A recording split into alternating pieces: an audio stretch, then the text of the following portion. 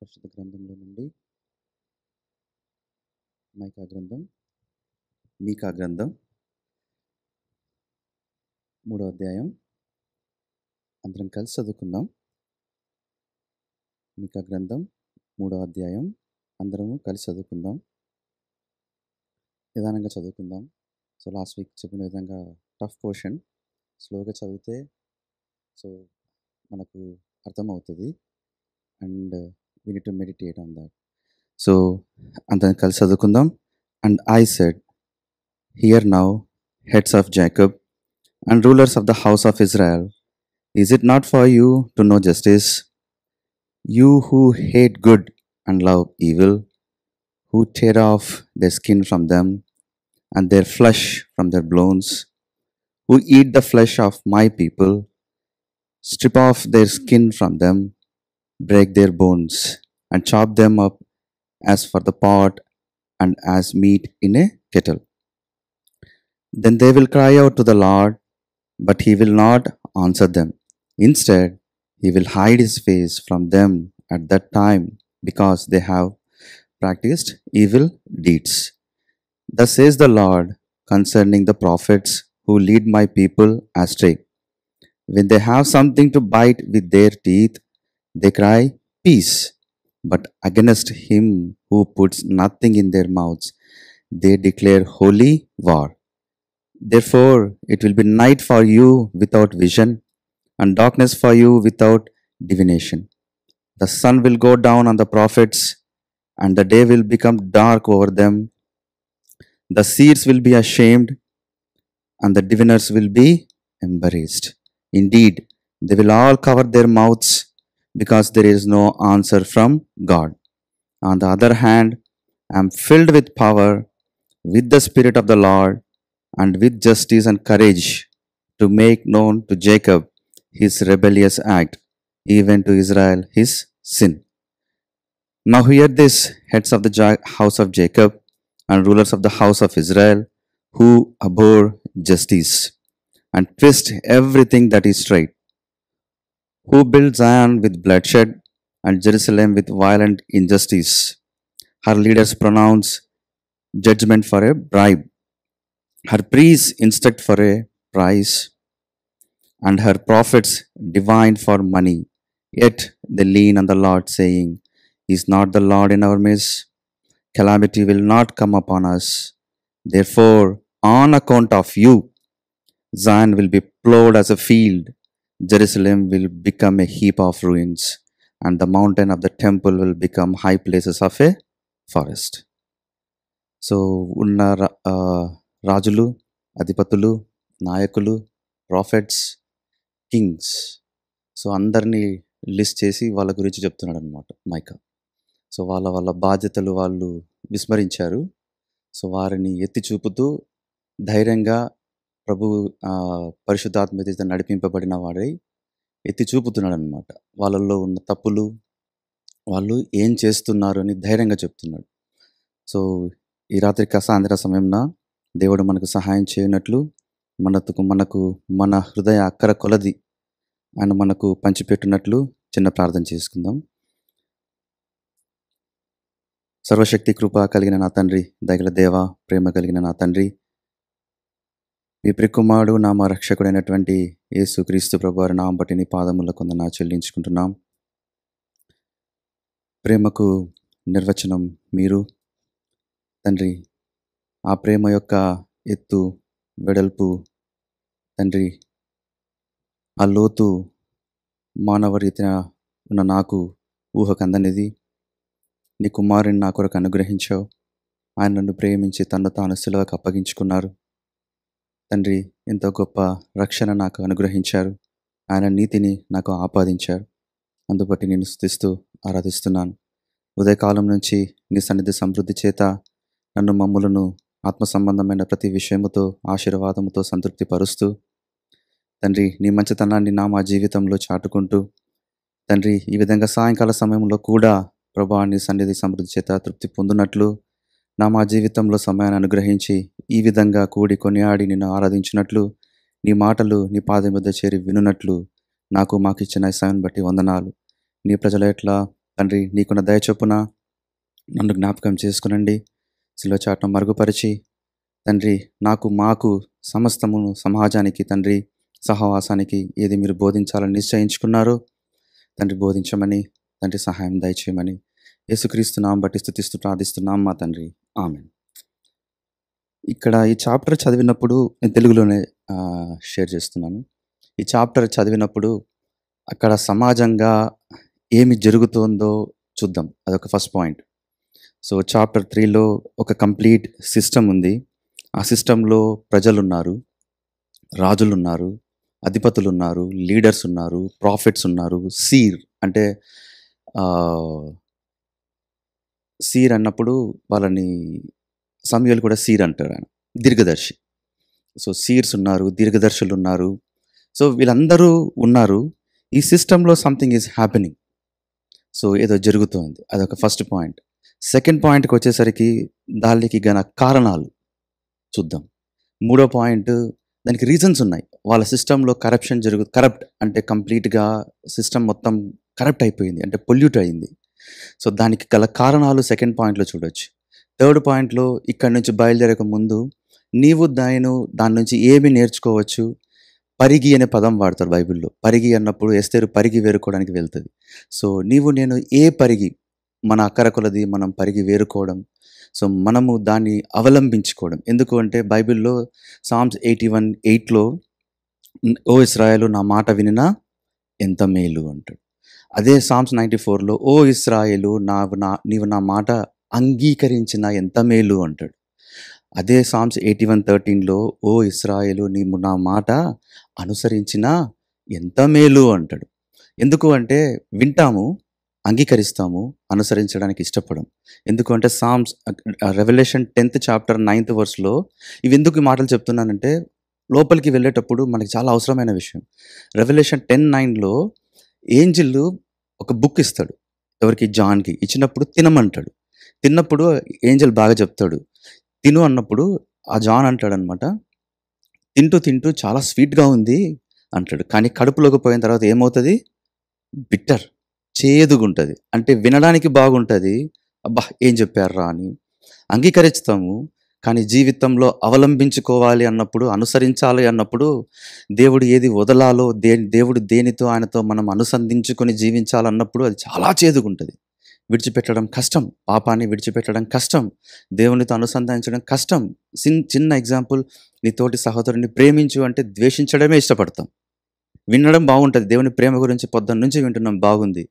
కానీ దేవుని ప్రేమ ఆజ్ఞలు ఫస్ట్ 2 ఆజ్ఞల్లో ఏది ప్రథమ ఆజ్ఞ అన్నప్పుడు యేసుప్రభు అన్నది ఏంటి? నీ దేవుడిని యెహోవాను నీ పూర్ణ హృదయముతో, నీ పూర్ణ మనసుతో, పూర్ణ వివేకంతో ప్రేమిస్తూ నీ పక్కన ఉన్న వాడిని కూడా ప్రేమించు అంటాడు. పైకి బాగానే ఉంటుంది, పక్కకి మాత్రం ఉండదు. సో ఇట్స్ వెరీ టఫ్, చేదుగుంటుంది కడుపులో. ఎందుకంటే తిన్న తర్వాత బాగానే ఉంటుంది, కడుపులోకి పోయి అది జీర్ణం స్టార్ట్ అవుతుంది అనమాట, డైజెషన్. అప్పుడు ఉంటుంది పెయిన్.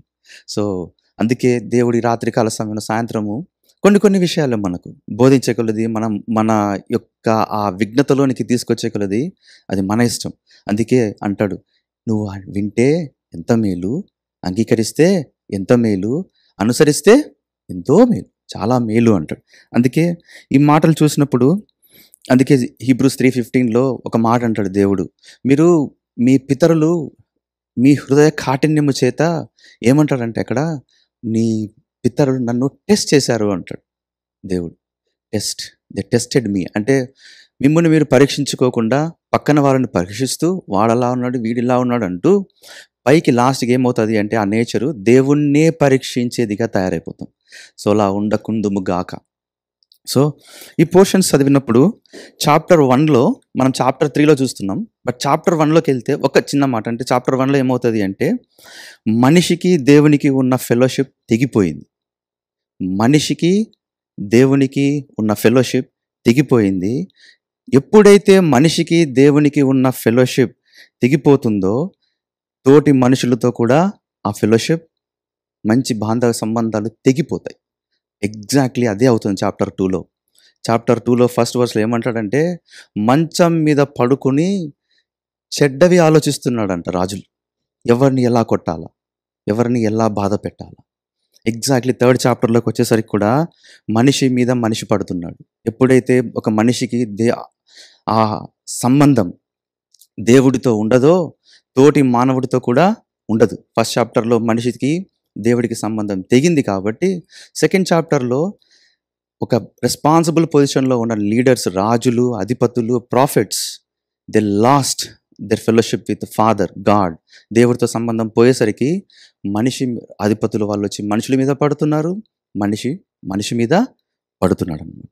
అందుకే దైవంతో సహవాసం కోల్పోయింది. అందుకే ఎప్పుడైతే మానవుడు దైవంతో సహవాసం కోల్పోతాడో పాపాన్ని ప్రేమిస్తాడు, పాపాన్ని అమితంగా ప్రేమిస్తాడు. అమితంగా ప్రేమించడం ద్వారా అందుకే ఫస్ట్ ఇక చూడండి థర్డ్ చాప్టర్ సెకండ్ వర్స్లో you who hate good and love evil ఏమంటా, you who hate good and love evil అంటున్నాడు. ఇంకా 9th వర్స్లోకి వచ్చేసరికి abhor justice. Abhor justice. Do anyone remember Romans 12:9? Yeah. Abhor, that is what is evil. Cling to that what is good. Who is good? God is good. God is good. If you cling to him, you will definitely, అంటే సైమల్టేనియస్గా జరుగుతాయి. When you క్లింగ్ to God you will definitely abhor evil. But ఇక్కడ అది లేదు. So వాళ్ళు ఎప్పుడైతే they abhor justice, they abhor evil, sorry good, they loved, అంటే చెడ్డదాన్ని ప్రేమించారు కనుక దేవుడితో సహవాసం పోయింది. దేవుడితో సహవాసం పోయిన కారణాన బాధ్యత గల రెస్పాన్సిబుల్ పొజిషన్లో ఉన్న ప్రతి వారు తమ బాధ్యతను మరిచి ప్రజల మీద పడుతున్నారు కదా. ప్రజల మీద ఒకరికొకరుగా పడుతూ ఉన్నారు ఇక్కడ.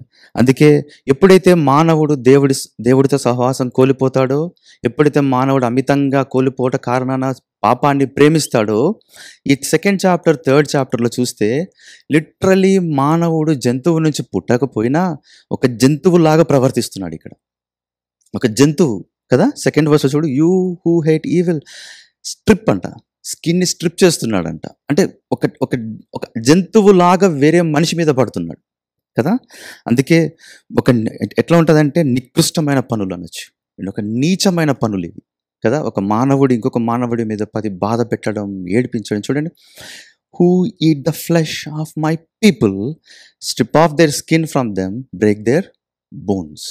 వాళ్ళ ఎముకలు ఇంచి పడేస్తున్నట్టుగా, అంటే అంతగా వారి మీద పడుతున్నారు. అందుకే జంతువు కంటే హీనమైన పనులు చేయగలడు మానవుడు ఎప్పుడైతే పాపాన్ని ప్రేమిస్తాడో, ఎప్పుడైతే దేవుడితో సహవాసం ఉండదో. మానవుడి యొక్క లక్షణాలు అవే.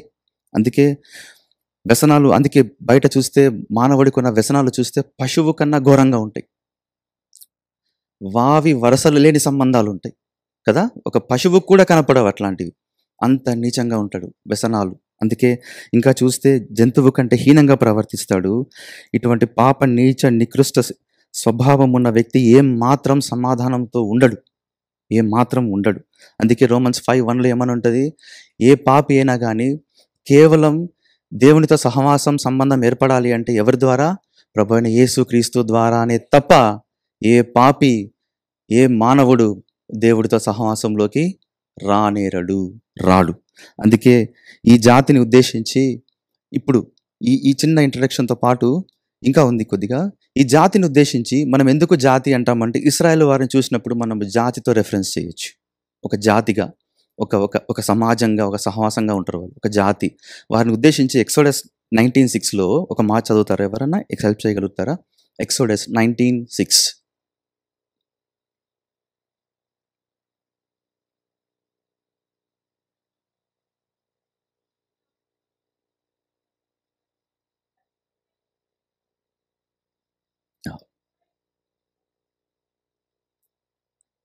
Thank you sister. వాళ్ళతో పలకవలసిన మాటలు ఎవరోళ్ళు?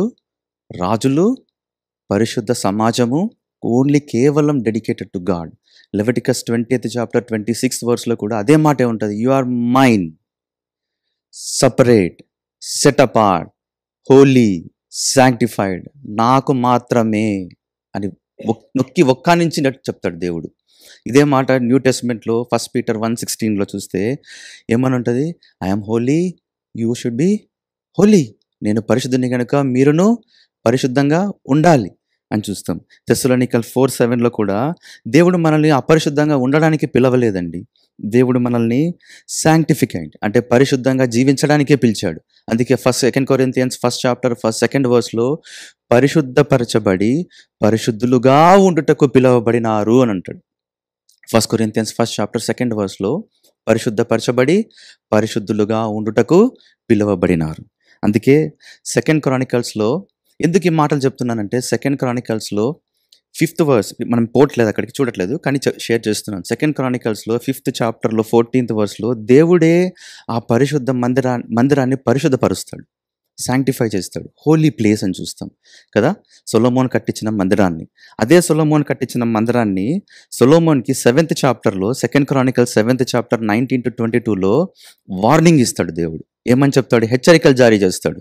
నీవు నా మాటలు వినకపోతే, నువ్వు నన్ను అనుసరించకపోతే ఎంతో నష్టం ఉంది, నష్టం తీసుకొస్తావు అని చెప్పి ఎంతో ఇజ్రాయెల్ సమాజానికి తెలియజేయి అని చెప్పి సెకండ్ క్రానికల్ 7 చాప్టర్ 19-21లో ఎంతో హెచ్చరికలు ఉంటాయి.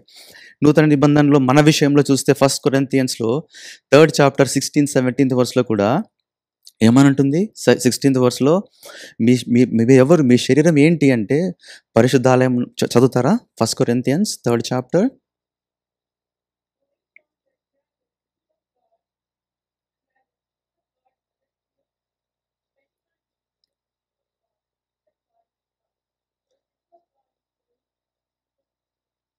చూసారా, పాత నిబంధనలో ఉన్న దేవుడు నూతన నిబంధనలో ఒక్కడే, సేమ్ నిన్న నేడు ఏకరీతిగా ఏం మాత్రం మారని దేవుడు. ఆ దినాన ఆ మందిరాన్ని పరిశుద్ధపరిచినా పాపము ప్రవేశించిన వెంటనే అక్కడ నరం మేధానికి అలో చేస్తాడు దేవుడు. దొరికినోని చెప్పాలా అంటే భాషలో దొరికినోని దొరికినట్టు నరికి చంపుతారు ఎప్పుడైతే బాబిలోన్స్ ఎంటర్ అవుతారు కదా. సో ఈ దినాన మనం రక్షించుకున్నాడు దేవుడు, హెచ్చరిస్తున్నాడు, జాగ్రత్త, నువ్వు పిలవబడింది పరిశుద్ధంగా జీవించడానికి, not to compromise with this world. అందుకే first Corinthians 6 chapter 19-20. Can someone help me? 6 chapter 19-20.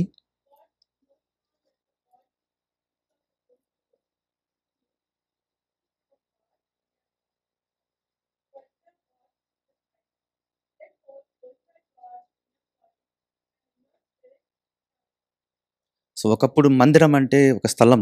ఈ దినాన నిన్ను నన్ను మందిరంగా చేసుకున్నాడు దేవుడు, మనలో వసించుచున్న దేవుడు కదా. సో నీవు నేను ఎంతో జాగ్రత్తగా లోకాన్ని మలినం అంటుకోకుండా భయభక్తులు. అందుకే భక్తి అన్నప్పుడు మీనింగ్ జేమ్స్ 1:27లో చాలా డిఫైల్ అంటే అన్స్పాటెడ్ ఫ్రమ్ దిస్ వరల్డ్. భక్తి అంటే ఆ స్పాట్ లేకుండా జీవించడం, అంటే రన్ అవే ఫ్రమ్ సిన్. అంతో భయభక్తులతో జీవించాల్సిన వారమే మనం ఉంటున్నాం. ఏమాత్రం అంటే God will bring us to discipline, definitely కదా.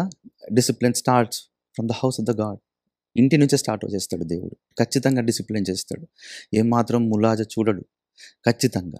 కానీ అందుకే దినాన మనల్ని హెచ్చరిస్తున్నాడు దేవుడు. రక్షింపబడిన మనము, know you not that your body is a temple he is in us. పరిశుద్ధాత్మ దేవుడు మనలో ఉన్నాడు. భయం, భక్తి ఎంతో అవసరం. భక్తి అన్నప్పుడు భయానికి ఒక నిర్వచనం ఉంటుంది బైబిల్లో, భక్తికి ఒక నిర్వచనం ఉంది. సో అందుకే కదా భయం ప్లస్ భక్తి. తెలుగులో ఏం సంధి అంటారు. సో సందులు సమాసాలు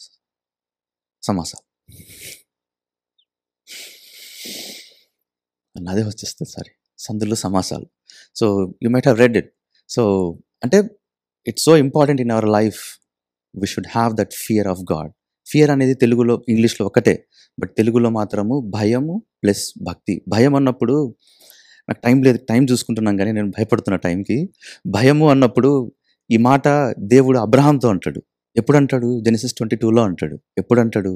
ఇప్పుడు నీవు నాకు భయపడుతున్నావు. ఎప్పుడు? తన ఒక్కడై ఉన్న కుమారుని బలిపీఠం మీద పెట్టినప్పుడు. మనలో కూడా ఒక్కటై ఉన్న పాపం, the favourite since, the sins we like most, సులువుగా చిక్కులు పెట్టు పాపం అంటాడు Hebrews 12లో కదా. బిలీవర్స్కి ఫేవరెట్ సిన్స్, అది తీసి బలిపీఠం మీద పెట్టి అది ఆకుతయ్యి యాషెస్గా అయినప్పుడు that's where we fear God. భయం, భక్తి. మా పిల్లలు చాలా భయభక్తుల్లో పెరుగుతారండి అంటారు. భయం అంటే అది, నువ్వు ప్రేమించే పాపం ఉంటుందిగా హృదయంలో, ఎంతో ఇన్ సీక్రెట్ ప్లేసెస్లో వాచ్ చేస్తాం కదా. సీక్రెట్ ప్లేసెస్లో we think about that sin when no one is watching us. అది తీసి ఆల్టర్ మీద పెట్టి అది ఆహుతి అయితే అప్పుడు దేవుడు అంటాడు, ఎస్, ఇప్పుడు నువ్వు నాకు భయపడుతున్నావు అంటాడు. భక్తి అన్నప్పుడు ఏదైతే లోకం మలినం నీకు నాకు అంటకుండా పరిగెత్తిపోతామో, జేమ్స్ 1:27లో భక్తి అనగా అంటాడు కదా, విధవరాలకు సహాయము, అట్ ద సేమ్ టైం పాపాన్ని నుంచి పరిగెత్తిపోవడం. సో అది, సో దేవుడి దినాన మనల్ని కూడా హెచ్చరిస్తున్నాడు. పరిశుద్ధాత్మకు మనము నిలమై ఉన్నాం, ఆలయం ఉన్నాం కాబట్టి ఆ భయభక్తులు మనకెంతో అవసరం. అందుకే తిరిగి ఆ సమాజం ఎప్పుడైతే శత్రువులు బాబిలోన్స్ కానీ వాళ్ళందరూ అటాక్ చేసిన తర్వాత సమూల నాశనం అవుతుంది మందిరం. నెహమ్యా వచ్చినప్పుడు దిబ్బలాగా చూస్తాడు, ఎట్లా కట్టాలరా, దీన్ని ఎట్లా నేను నిర్మించాలా అని చూస్తాడు నెహమ్యా, బాధపడతాడు. అందుకే 70 AD రోమ్ అటాక్ చేస్తుంది ఇజ్రాయెల్ మీద. If you see the documentary చూస్తే ఆ అటాక్ చేసినప్పుడు ఇప్పటికీ ఆ కొన్ని ఆ సిటీ ఉందంట ఇంకా కింద, ఇప్పుడున్న జెరూసలేం కింద ఆ రిమైన్స్ ఉన్నాయి, ఇంకా కనపడుతున్నాయి, దొరుకుతున్నాయంట సిటీ. ఆ పాత అంతా చేను దువ్వినట్టు దువ్వాడంట ఆయన, రోమ్ కింగ్. అదే మాట ఇక్కడ చూడండి 12th verse ఉంటుంది, చేను దువ్వినట్టు. ప్లఫ్, దువ్వడమే, ఇట్లా దువ్వితే పునాదులతో సహా లేస్తుంది. That's how God hates sin. దేవుడు పాపాన్ని, God is love, that is one side of the coin.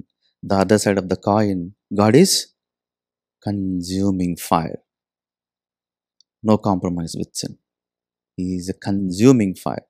If you are born again also, never play with sin, never play with God.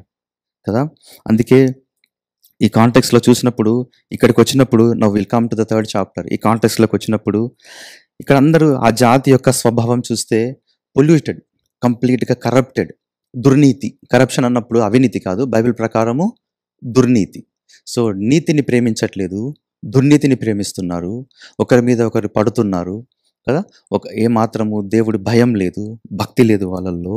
ఒక 11th verse చూస్తే వాళ్ళు ఏంటి, they have a desire for money. ఎవరు వాళ్ళు? Priests. ఎవరు? యాజకుడు ఎవరు? ప్రజల యొక్క తరఫున వెళ్ళి వారి బాగు, వారి క్షేమము, వారి యొక్క మంచి కోరి, వారి విషయాలు కనుక్కొని, వారికి ఉన్న విజ్ఞాపనలు తీసుకొని దేవుని సమూహంలోకి వెళ్ళి వారి నిమిత్తము ప్రార్థన జోగాడాల్సిన వ్యక్తి ఏం చేస్తున్నాడు? డబ్బులు అడుగుతున్నాడు. గివ్ మనీ, గివ్ కదా. They have a desire for money, desire for food. 5th verse అయితే వాళ్ళకు ఫుడ్ నోట్లో పెడితే బాగుంటుంది. ఆ ప్రాఫిట్స్కి పెట్టలేదనుకోండి ఏమంట, వారు కాదు, హోలీ వార్ డిక్లేర్ చేస్తున్నారు ప్రజలతో. వారు కాదంట, మామూలు వారు కాదు, భయపెట్టేస్తున్నారు వాళ్ళని. హోలీ వార్, పరిశుద్ధ వార్ అంట. అసలు వాళ్ళకి చూడండి, వాళ్ళ డిజైర్ ఫర్. ఇంకా verse 11 వస్తే బ్రైబ్. ఆ బ్రైబ్ ఇవన్నీ చూసుకుంటే దే డిజైర్ ఫర్ పొజిషన్స్. వాళ్ళకు పొజిషన్స్ కావాలా, వాళ్ళకు మనీ కావాలా, వాళ్ళకు ఫుడ్ కావాలా, వాళ్ళకు ప్రిఫరెన్సెస్ కావాలా. They want preferences. ఆ వర్సెస్ నేను చదవట్లేదు కానీ మీరు మళ్ళీ టైం ఉన్నప్పుడు చూసుకుంటే 5th verse 11th verse చూసుకుంటే they want preferences, they want food, they want money. ఎవరు వీళ్ళు? ప్రాఫిట్స్. ఎవరు వీళ్ళు? ప్రీస్. ఎవరు వీళ్ళు? Kings, rulers. ప్రజల బాగు, క్షేమము, వారి యొక్క మంచి కోరి వారి నిమిత్తమై పాటు పడవలసిన వాళ్ళు అవన్నీ మర్చిపోయి ఏం చేస్తున్నారు? మనీ, పొజిషన్స్, ప్రిఫరెన్సెస్ అన్నీ కావాలి వాళ్ళకు. ఫుడ్, పొజిషన్స్ కావాలి. అందుకే దే బికేమ్ స్పిరిచువల్ ఐడోలేటర్స్. కంప్లీట్గా స్పిరిచువల్ ఐడోలేటర్స్ అయిపోయారు. ఏ భయం లేదు, దేవుని భయం లేదు కదా. They don't care about people కదా.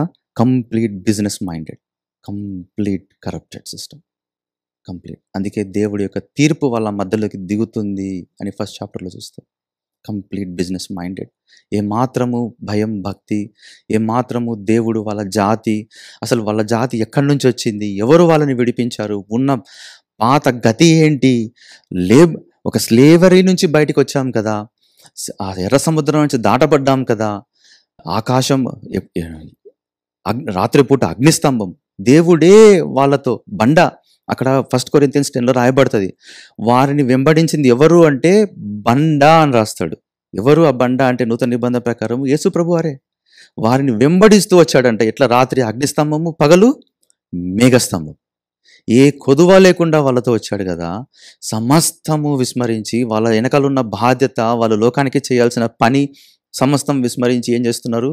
They just got corrupted from leaders to normal person కదా. అందుకే ఎప్పుడైతే నాయకులు తమ బాధ్యతను విస్మరిస్తారో కంప్లీట్ ఆ జాతి గాడి తప్పుతుంది.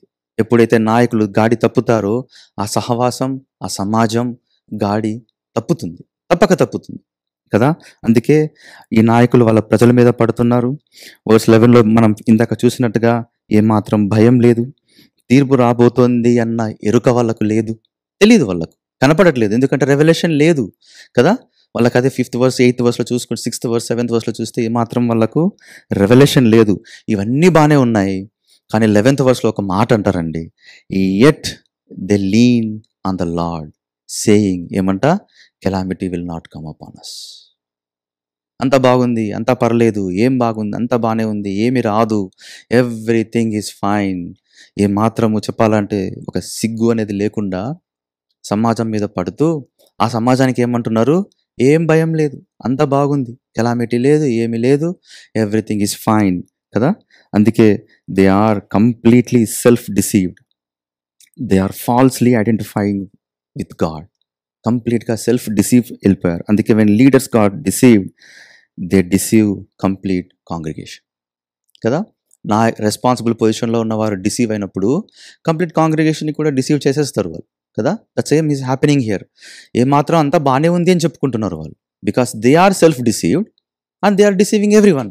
వాళ్ళకి అర్థం కావట్లేదు, శత్రువు పడుతున్నాడు, దేవుడు అనుమతిస్తున్నాడు, నరం మేధం జరగబోతుంది, పాపానికి ఉన్న శిక్ష వస్తుంది అన్న ఎరుక లేకుండా జీవిస్తున్నారు వాళ్ళు కదా. సో అందుకే ఈ విషయాలను చూసినప్పుడు, అందుకే ఏ జాతి అయినా కానీ తమ యొక్క శ్రేయస్సు, బాగు వాళ్ళ యొక్క నాయకుల మీద డిపెండ్ అయి ఉంటుంది, ఆ నాయకుల యొక్క యాటిట్యూడ్ మీద డిపెండ్ అయి ఉంటుంది. యాటిట్యూడ్ అన్నప్పుడు తెలుగులో వాళ్ళ యొక్క వైఖరి మీద డిపెండ్ అయి ఉంటుంది. అందుకే ఈ న్యూ టెస్ట్మెంట్లో చూసుకున్నప్పుడు towards the word of God, నాయకుల యొక్క వైఖరి దేవుడి పట్ల, నాయకుల యొక్క వైఖరి దేవుడి వాక్యం పట్ల, దాని మీద ఆ యొక్క సమాజము, ఆ యొక్క సంఘము, ఆ జాతి యొక్క శ్రేయస్సు, ఆ జాతి యొక్క బాగు డిపెండ్ అయి ఉంటుంది. నాయకుల మీద, వాళ్ళ యొక్క యాటిట్యూడ్ మీద డిపెండ్ అయి ఉంటుంది. అందుకే దీన్ని ఇంకా బాగా చెప్పాలి, ఇంకా ఎక్కువ లోతుగా చెప్పాలా అంటే తెలుగులో దురద చెవులు అంటారు. ఒకరి చెవులు ఒకరు గోక్కోవడం అన్నమాట. సో 11th verseలో ఏమంటున్నారు వాళ్ళు, ప్రజల దగ్గరికి వెళ్ళి, అయ్యా, ఇంకా బాగా చెప్పాలంటే ఈ ప్రజలంతా పోయి బోధకుల దగ్గరికి పోయి మన భాషలో, అన్న భలే చెప్పారన్న, బాగా చెప్పారు మీరు ఈరోజు, గాడ్ ఈజ్ లవ్, దేవుడి ప్రేమ గురించి, ఎగ్జాంపుల్ ప్రేమ గురించి బాగా చెప్పారన్న, అంతా బాగానే ఉంది కదా. ఇవన్నీ చెప్తాం, God is with us, God loves us కదా, గాడ్ గివ్స్ ఫుడ్, ఇంకా పెళ్ళి కాకపోతే దేవుడు అలయన్స్ని చూపిస్తాడని చెప్పి, జాబ్ లేకపోతే జాబ్ వస్తుందని చెప్పి, ఇవన్నీ చెప్పినప్పుడు చాలా బాగుంది కదా. అప్పుడు ఏమంటారు, అన్న ఇవాళ చాలా బాగుంది మెసేజ్, చెవులు గోకడం అనమాట పోయి బోధకుల దగ్గర. కానీ ఇక్కడ చూస్తే రివర్స్లో 11th verseలో అలా వాళ్ళు చెప్పినప్పుడు ఈ వీళ్ళు కూడా, ప్రవక్తలు కూడా, ఈ ప్రీస్టులు, నాయకులు కూడా ప్రజల యొక్క చెవులు కూడా గోకుతున్నారు అనమాట. ఏమని, అంత బాగుంది, ఎవ్రీథింగ్ ఈజ్ ఫైన్ కదా, మన కెలామిటీ ఏమీ రాదు, అంత సమాజం అంతా బాగానే ఉంది అంటున్నారు. కానీ కండెమ్నేషన్ యాజ్ పర్ మైకా 3:8 ప్రకారము చూద్దామా, 3:8లో, on the other hand I'm filled with power with the spirit of the Lord and with justice and courage to make known to Jacob his rebellious act even to Israel his sin. అందుకే ఏ మాత్రము వాళ్ళ యొక్క corruption సిస్టమ్ని కానీ ఎత్తి చూపలేకపోతున్నారు అక్కడ ఉన్న ప్రవక్తలు కదా. ఈ దినాలలో కూడా సేమ్ దురద చెవులు గోక్కోవడం అంటారు. వీళ్ళు అట్లే చేస్తున్నారు. వాళ్ళు ఒకరికొకరు మంచిగా అంత బాగుంది అని ప్రవక్తలు చెప్పడం, ప్రజలు ఏమంటున్నారు, నాయకుల దగ్గరికి వెళ్ళి, ఎస్ అంత బాగుంది, మీరు చాలా మంచిగా బోధ చేస్తున్నారు, అంత everything is fine, but on the other hand శత్రువు మీద పడుతున్నాడు, దేవుడు అనుమతిస్తున్నాడు, పాపానికి శిక్ష ఉంది, బైబిలోని వాళ్ళు వస్తున్నారు, మొత్తం నరమేధం జరుగుతుంది అన్న ఎరుక వాళ్ళ మధ్యలో రావట్లేదు. దాన్ని అందుకే ఈ దినాలలో దాన్ని ఇంకా అదే చెవులు గోక్కోవడం అని మాట్లాడుతుంటారు అన్నమాట. సో ముఖ్యంగా ప్రవక్తలు ఎస్పెషలీ ఈ మాటలు చూసినప్పుడు ఈ responsible third 8th chapter 8th verseలో ఈ వర్స్లో చూసుకున్నప్పుడు, ముఖ్యంగా బాగా దగ్గరగా చూస్తే ఒక ప్రవక్త, ప్రాఫిట్, న్యూ టెస్ట్మెంట్ ప్రకారం ఇక్కడ నిలబడి బోధించే ప్రవక్తలు ఎట్లా అంటే they will penetrate in to the hearts of the people. ప్రజల యొక్క అక్కరలలోకి చొచ్చుకొని పోతారు వాళ్ళు. ఏ అక్కర ఉంది అన్నప్పుడు, అంటే అక్కరలు అంటే నాకు శారీరక అక్కర్లు కాదు, ఆత్మ సంబంధమైన అక్కర్లు. ఈ దినాన మైకాల ఆ దినాన మైకాల చెప్తున్నాడు అంటే ఆ ప్రజల హృదయపు అక్కర ఏంటంటే, ఆత్మ సంబంధమైన అక్కర ఏంటి అంటే they have to repent, they have to look an to the lord. వాళ్ళ పాపాన్ని వదిలిపెట్టి దేవుని వైపు చూడమని హెచ్చరిస్తున్నాడు. ప్రవక్త యొక్క రోల్ అది. వాళ్ళ యొక్క హృదయాలలోకి పెనిట్రేట్ అవుతాడు ప్రవక్త, పెనిట్రేట్ అవ్వాలి కదా. కానీ అలా జరగట్లేదు అక్కడ. వాళ్ళు చేయలేకపోతున్నారు వాళ్ళు. అందుకే మీకా అంటున్నాడు వాళ్ళ హృదయ అక్కర తెలిసి వాళ్ళని డైరెక్ట్గా ధైర్యంగా చెప్తున్నాడు. ఏమని? వాళ్ళ యొక్క పాపాలని ఎత్తి చూపిస్తున్నాడు. వాక్యపు వెలుగులో వాళ్ళ యొక్క పాపాలను ఎత్తి చూపిస్తున్నాడు. అందుకే కంప్లీట్గా ఆ సిస్టమ్ కరప్ట్ అయ్యింది. కంప్లీట్గా ఆ సిస్టమ్ మొత్తం డిస్టర్బ్ అయిన కారణాన వర్స్ 6లో ఏమనుంది? There is a sunset. చీకటి కమ్మేసింది. No revolution of God, word of God. Verse 7లో ఏమనుంది? No answer from God. దేవుడి దగ్గర నుంచి ఆన్సర్ లేదు. అందుకే ఓల్డ్ టెస్ట్మెంట్కి న్యూ టెస్ట్మెంట్కి ఎంత గ్యాప్ ఉంది? రెవల్యూషన్ లేదు. ఎన్ని సంవత్సరాలు? ఆల్మోస్ట్ 400 సంవత్సరాలు చీకటి. దేవుడి యొక్క మాటలు లేవు కదా కదా అదే చూస్తున్నాం మనం. అందుకే మలాకి 4:2లో ఉంటుంది, ఎవరు ఆయనకు భయపడతారో వారి మీద ఆయన నీతి సూర్యుడు ఉదయిస్తాడు అని ఉంటుంది కదా, భయపడేవారికి. అందుకే ఈ ప్రవక్తలను బట్టి, నాయకులను బట్టి వారు విస్మరించిన కారణాన వారి యొక్క జాతిలో చీకటి కమ్ముకుంది.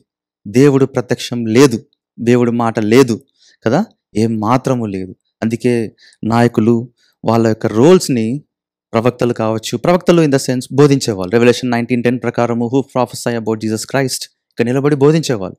యేసు ప్రభువుని గురించి సాక్ష్యం చెప్పేవాళ్ళు.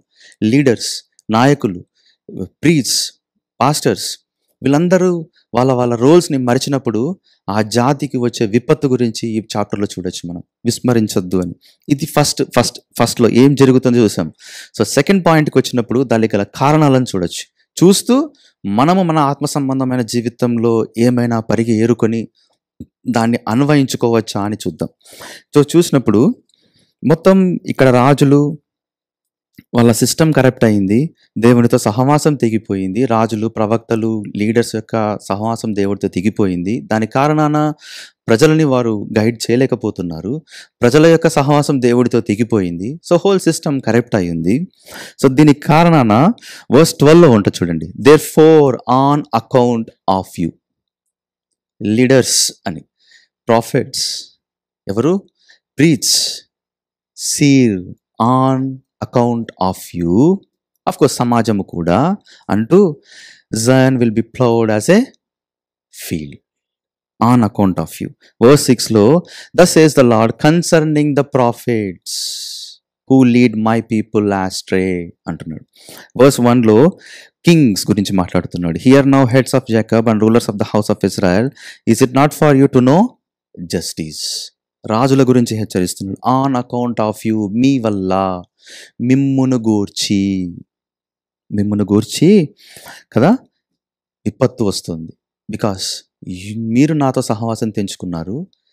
సంఘాన్ని అంటే సమాజంతో, జాతిని కూడా ఆ యొక్క సహవాసాన్ని తెంచడానికి, తెగిపోవడానికి కారణమైపోయారు.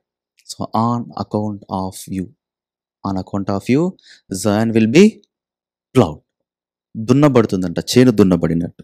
అందుకే యాక్చువల్గా ఈ బాధ్యత గలవారు, ప్రాఫిట్స్, ప్రవక్తలు, సీర్స్ అని చూసుకున్నప్పుడు మనం చూసాం రెవల్యూషన్ 19:10 ప్రకారము వీఆర్ ప్రాఫిట్స్ కదా, who prophesied about Jesus Christ. Yesu ప్రభు వారి గురించి సాక్ష్యం చెప్తాం మనం. ఈ సీర్ అన్నప్పుడు చెప్పుకుంటూ వెళ్ళిపోతాను నేను. సీర్ అన్నప్పుడు 1 శామ్యూయల్ 9:1-20లో మనకు ఉంటుంది. అక్కడ సౌలు యొక్క పని మనిషి వచ్చి, ఇక్కడ దీర్ఘదర్శి ఎవరండి అడిగినప్పుడు శామ్యూయల్ అంటాడు, నేనే దీర్ఘదర్శిని అంటాడు. నేనే నీకు ఆన్సర్ చేస్తా, నీ గాడిద ఎక్కడుందో అని చెప్తాడు. అంటే ప్రవక్తలు, దీర్ఘదర్శులు ఏంటి అంటే what is right, what is wrong, ఒక వ్యక్తి ఏ దారిలో వెళ్ళాలి అని చెప్తాడు. చెప్పగలిగిన సామర్థ్యం కలిగిన వాడు ప్రాఫిట్ కానీ, సీర్, ఎస్పెషల్లీ సీర్ కానీ, ప్రాఫిట్ కానీ అక్కడ ఉన్న సీర్స్ అవి చెప్పలేకపోతున్నారు. వాళ్ళ నోర్లు మూయబడ్డాయి అనమాట. వాళ్ళ ముఖాలు ఏమంట 6th verse తెల్లబోయినాయి అంటాడు. ముఖాలు తెల్లబోయినాయి, వాళ్ళ నోళ్ళు మూయబడ్డాయి అంటాడు. ఇక్కడ చెప్పేవాళ్ళు లేరు. అంతా 11th verse చూస్తుంటే అంత దొంగ ప్రవక్తలుగా తయారయ్యారు కదా. సో ఈ ప్రవక్తలు ఏంటి అంటే కెలామిటీ లేదని చెప్తున్నారు. ఆన్ ద వన్ సైడ్ ఏమో గాడ్స్ లవ్ గురించి చెప్తారు, కానీ రాబో గాడ్ ఈస్ కన్జ్యూమింగ్ ఫైర్ అనేది మాత్రం చెప్పట్లేదు. సో వాళ్ళు ఇంకా లోపలికి వెళ్తే వీరికి దేవుని ప్రత్యక్షత, వాక్యం, రెవల్యూషన్ ఉండదు. ఈ దొంగ ప్రవక్తలకి, ఎవరైతే దేవుడితో యొక్క సహవాసం ఉండదో వాళ్ళకి వాక్యం ఉండదు. కాబట్టి సమస్త సమాజాన్ని తప్పుదోవ పట్టిస్తున్నారు. అందుకే 1 Corinthians 13:8 కూడా ఎవ్రీథింగ్ ఈజ్, ఇక్కడ క్లియర్గా రాయబడుతుంది, ఎవ్రీథింగ్ ఈజ్, ప్రవచనాలు ఏమి సమస్తం మూయబడతాయి అంటారు. ఎవ్రీథింగ్ ఈజ్ షట్ డౌన్ కదా, ఎవ్రీథింగ్ ఈజ్ షట్ డౌన్. అందుకే ఇక్కడ verse 7 వాళ్ళ నోర్లు మూయబడ్డాయి, ముఖాలు తెల్లబోయాయి. ఈవెన్ 1 Kings 22 కూడా మనకు తెలుసు ఆహాబ్ విషయంలో చూస్తే ఫాల్స్ ప్రాఫిట్స్ ఏమంటారు, ఆయన యుద్ధానికి పోవాలన్నప్పుడు ఫాల్స్ ప్రాఫిట్స్ ఆయన దగ్గరికి వచ్చి వెళ్ళు, యుద్ధానికి వెళ్ళు, నీకే జయం అంటారు. కానీ ఆహాబ్ దగ్గర ఉన్న ఒక వ్యక్తి అంటాడు, నో మిఖాయా అనే ప్రవక్త ఉన్నాడు, ఆయన పిలుచు అంటాడు. అదే 22nd chapter 8th verse అంటాడు, ఆహాబ్ అంటాడు, ఐ హేట్ హిమ్ అంటాడు కింగ్. ఎందుకు? ఉన్నది ఉన్నట్టు నా ముఖాన్ని చెప్తాడు, నా చెవులకి మంచిగా చెప్పాడంట. ఎందుకు? ఆయన చెవులు గోకడు, మంచిగా చెప్పడు. సో ఐ హేట్ హిమ్ అంటాడు, డైరెక్ట్ అంటాడు, ఐ హేట్ హిమ్ అంటాడు, రాయబడి ఉంటుంది వాక్యంలో, ఐ హేట్ హిమ్ అంటాడు. 14th verse వచ్చేసరికి మిఖాయా వస్తాడు. మిఖాయా వచ్చి ఏమంటాడు, నేను దేవుడు నాకేం చెప్తే అదే చెప్తా అంటాడు. ఓకే, ఏం చెప్తున్నాడు చెప్పాయా అన్నప్పుడు 22nd verse ఏమంటాడంటే, Lord declare disasters for you అంటాడు. డిజాస్టర్ ఉంది, నువ్వు యుద్ధానికి పోతావా, తిరిగి రావు. That's what prophets are. ఉన్నది ఉన్నట్టు చెప్తారు, వాక్యాన్ని అటు ఇటుగా చెప్పరు. But false prophets they don't have that revelation, ఉండదు. ప్రజల యొక్క మీకా 3rd chapter ప్రకారము ప్రజల యొక్క హృదయపు అక్కర, ఆత్మ సంబంధమైన అక్కరలోకి చొచ్చుకొని పోలేరు కారణాన ప్రజలని డిసీవ్ చేస్తూనే ఉంటారు. అందుకే మిఖా చూస్తే ప్రజల యొక్క ఆత్మ సంబంధమైన అక్కర్లోకి చొచ్చుకొని పోతున్నాడు. కాబట్టి వాళ్ళ పాపాన్ని ఎత్తి చూపిస్తూ, అయ్యా సరి చేసుకోండి, విపత్తు వస్తుంది, అయ్యా సరి చేసుకోండి, రిపెంట్ అవ్వండి అని హెచ్చరిస్తున్నాడు ఆయన. అందుకే ప్రవక్తల విషయంలో చూసినప్పుడు దేవుని ప్రవక్తలు ఎట్లా ఉంటారంటే ఉన్నది ఉన్నట్టు చెప్తారు, ఉన్నది ఉన్నట్టు ప్రవచిస్తారు కదా, సత్యం ప్రవచిస్తారు కదా, సువార్త చెప్తారు, వాక్యం ఉన్నది ఉన్నట్టు చెప్తారు, సువార్త కుండ పద్దలు కొట్టినట్టు చెప్తారు. కాంప్రమైజ్ కారు వాళ్ళు, ఏమి చెప్పమన్నాడు దేవుడు అదే చెప్తాడు కదా. అందుకే మలాకి 3:8 ప్రకారము, రెవల్యూషన్ 19:10 ప్రకారం అనుసంధానం చేసుకొని చూస్తే వీరెవరికి భయపడరు కదా. మీకా 3:8 ప్రకారము ఆయనేం భయపడట్లే, ధైర్యం తెచ్చుకుంటున్నాడు, ధైర్యంతో పోయి చెప్తున్నాడు వాళ్ళ పాపం ఏంటి, వాళ్ళ పరిస్థితి ఏంటి చెప్తున్నాడు. అది దొంగ ప్రాఫిట్ అయింటే, అబద్ధ ప్రవక్త అయింటే కాంప్రమైజ్ అయిపోతాడు. దేవుడు మంచితనం గురించే చెప్పుకుంటాడు, కానీ దేవుడి యొక్క శిక్ష రాబోతోంది, దేవుడి యొక్క ఉగ్రత దిగుతోంది అన్న మాట చెప్పడు కదా. మీకా డైరెక్ట్ చెప్తున్నాడు. అందుకే వీళ్ళు ఎవరికి భయపడరు. ఈ ప్రవక్తల్లో ఇంకా బాగా చూస్తే వాక్యము వారి యొక్క జీవితంలో వాస్తవం కదా, వారి యొక్క మనస్సాక్షికి అది వాస్తవంగా ఉంటుంది, నిజం. వాక్యం వారి జీవితంలో మనస్సాక్షికి వాస్తవం అది. అందుకే దేవుని ఆత్మచేతనే పలుకుతారు. అందుకే వీరు ఎట్లా ఉంటారంటే, వీరు దేవుని తప్ప ఎవరిని పొగడరు, ఎవరిని పొగడరు. గలేషియన్స్ 1:10 ఆ మాట అంటాడు అపోస్తలుడు పౌలు. ఏమంటారంటే, చదువుతామా గలేషియన్స్ 1:10 హెల్ప్ చేయగలరా ఎవరన్నా?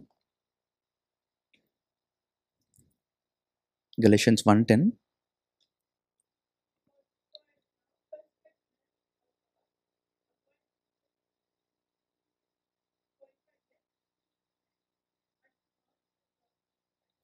Thanks, Akka.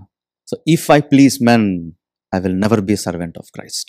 They will never praise any man. They will praise only God. దేవుణ్ణి పొగుడుతారు. అందుకే 1 Samuel 2:35 ఈ నమ్మకమైన దాసుడు అని దేవుడు అక్కడ సాక్ష్యం ఇస్తాడు సమూయేలు గురించి. ఏమనంటుంది అంటే, తెలుగులో ఏమనంటుందంటే, సమూయేలు నాకు అనుకూలంగానే ఉంటాడంట.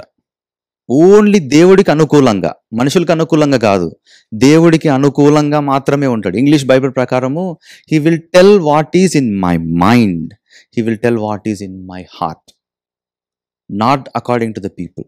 ప్రవక్త అలా ఉంటాడు, నిజమైన ప్రవక్త. ఈ దినాన నీవు నేను ఇక్కడ నిలబడి బోధించినా, బయటికి వెళ్ళి సువార్త చెప్పినా, ప్రవచించినా ఉన్నది ఉన్నట్టుగానే చెప్పాలి. What is in God's mind, what is in God's heart, and in favour of him, ఆయనకు అనుకూలంగానే బోధించాలి. అందుకే అధికారికంగా బోధిస్తారు, వాళ్ళు నమ్మకంగా బోధిస్తారు, వారి ప్రజల పాపాలను ఎత్తి చూపుతూనే ఉంటారు, వారి హృదయ స్థితిని వాక్యపు వెలుపులో ఎదిగి ఆత్మచేత నడిపింపబడి వారి హృదయ అక్కరలోకి చొచ్చుకొని పోతారు వాళ్ళు, హృదయ అక్కరలోకి చొచ్చుకొని పోతారు వాళ్ళు. అందుకే మనం ఇంకా లోపలికి వెళ్ళే కొలది లూక్ 4:24లో మనకు బాగా తెలిసిన పోర్షనే. ఎందుకు అంటే own profit will not be accepted in that. వాళ్ళ సమాజంలో యాక్సెప్ట్ చేయబడడు కదా. ఎందుకు అంటే ఉన్నది ఉన్నట్టుగా చెప్తే ఇష్టపడరు కదా. ఇప్పుడు for an example Sunday morning చర్చ్కి వచ్చిన వెంటనే మామూలుగా సహజంగా ఎట్లా ఉంటుందంటే దేవుడిని అటు ఇటుగా ఉన్నప్పుడు దే వాంట్ కంఫర్ట్ వర్డ్స్ కదా, దేవుడి ప్రేమ, దేవుడు మంచివాడు అవన్నీ అని. కానీ మరణము, పాపము ఇవన్నీ చెప్పినప్పుడు ఏంటి, ఆదివారం పూట పొద్దున్నే దేవుడి మందిరానికి వస్తే మరణం అంటారేంటి, పొద్దున్నే మరణం మాటలేంటి కదా. దీని వాంట్ కంఫర్ట్ వర్డ్స్, ఇష్టపడరు ఉన్నది ఉన్నట్టుగా చెప్పినప్పుడు. అందుకే ప్రజల పట్ల ఇంకా శామ్యూయల్ 1 శామ్యూయల్ 9లో అంటాడు, ప్రవక్త ఎలా ఉంటాడు అంటే ప్రజల కొరకు విలపిస్తాడు, ప్రార్థిస్తాడు. మీకా అలాగే ఉంది ఆయన పరిస్థితి, విలపిస్తున్నాడు, ఆయన ఏడుస్తున్నాడు. శామ్యూయల్ అంటాడు 9th చాప్టర్లో, వీరి కొరకు నేను ప్రార్థించకపోతే నేను పాపం చేసిన వాడిని అంటాడు. విలపిస్తాడు, ఏడుస్తాడు ప్రవక్త తన సమాజం, తన జాతి కొరకు కదా. జాన్ ద బ్యాప్టిస్ట్ ఏమంటాడండి తన సమాజం కొరకు, ఏమంటాడు, వాళ్ళు అందరూ వచ్చి ఆయన దగ్గర నిలబడ్డప్పుడు, సర్ప సంతానమా, రాబో ఉగ్రత నుండి మిమ్మల్ని తప్పించుకోవడానికి ఎవరయ్యా మీకు చెప్పింది అంటాడు కదా. తన సమాజం, తన జాతి విషయంలో పట్టింపు. ఇంకా యేసు ప్రభు వారు కూడా యెరూషలేములో ఎంటర్ అయ్యేటప్పుడు కన్నీళ్లు కారుస్తాడు కదా. సిలువకు ముందు యేసుప్రభు ఎంటర్ అయ్యేటప్పుడు కన్నీళ్లు కారుస్తాడు. ప్రవక్తకున్న ఆలోచన అది. ఈ దినాన రెవల్యూషన్ 19:10 ప్రకారము నీవు నేను ప్రవక్తలుగా మనము పిలువబడుతున్నాం కదా, రాజులైన యాజక సమూహంగా. నా యొక్క వైఖరి ఏంటి, ఎలా ఉంటున్నాం మనం, సువార్తకి వెళ్ళినప్పుడు ఎలా ఉంటున్నాం, బోధించినప్పుడు ఎలా బోధిస్తున్నాం, ఉన్నది ఉన్నట్టు చెప్తున్నామా, ప్రజల యొక్క ఆత్మచేత మీకాలాగా ఆత్మచేత నడిపింపబడి ప్రజల యొక్క అక్కరలోకి దూసుకుపోతున్నామా, లేదా కాంప్రమైజ్డ్గా ఎవ్రీథింగ్ ఈజ్ కాంప్రమైజ్డ్. చెప్తే అనుకుంటారేమో కదా, చెప్తే ఏమన్నా బాధపడతారేమో. కానీ ప్రవక్త భయపడాడు.